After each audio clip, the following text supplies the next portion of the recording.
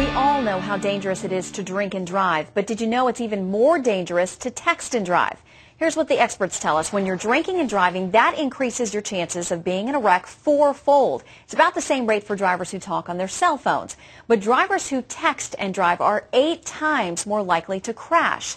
A newly formed group is hoping to put an end to this dangerous habit. Jennifer Smith is the founder and president of Focus Driven. She lost her mother because of a driver who was on his cell phone. She's decided to take a stand. Jennifer, welcome to you. Hi, thank you for having me. Can you tell us a little bit about your mother's story and how it spurred you to become involved? Yes, in September of 2008, my mother was leaving her neighborhood and a driver talking on a cell phone ran a red light, slammed into her car at about 45 to 50 miles per hour, and he stated he just never even saw the light, and she was killed.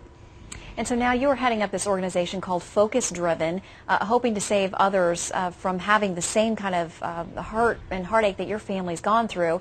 I know that 19 states, including the District of Columbia, in addition to that here in D.C., they ban texting and driving, but we hear officers complain about it's so tough to enforce.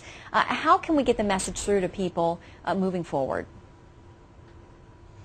Well, that's what we're trying to do. We're going to offer services for victims, and we're going to help our victims and their families get their stories out and let the public know how many of us have been victims of this tragedy and how many loved ones we have lost. And hopefully by hearing our stories and putting a human face to all these statistics, people are going to want to stop, and then they're going to want to see these laws enacted and then visibly enforced.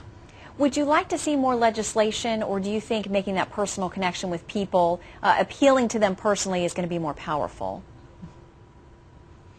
You know, I think they really go hand in hand. I mean, I think we have got to get our stories out there so people do think twice before they do it, but then we're going to need those laws because there's going to be people out there that say, well, if it was that bad, it would be illegal, so I'm going to keep doing it.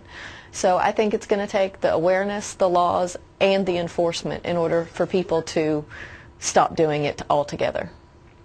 Jennifer Smith, we thank you so much for the important work that you're doing and how you're turning your own tragedy into something good, hopefully, for many, many other people. Thank you for your time.